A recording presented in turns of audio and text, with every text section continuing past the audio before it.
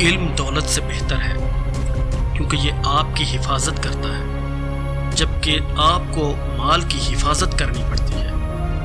اگر آپ دولت خرچ کرتے رہیں تو یہ کم ہوتی ہے، لیکن جتنا آپ علم کا استعمال کرتے ہیں اتنا ہی بڑھتا جاتا ہے۔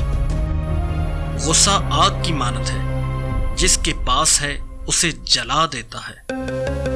ایمان کے اعتبار سے کامل ترین مومن وہ ہے جو اخلاق کے اعتبار سے بہترین ہے۔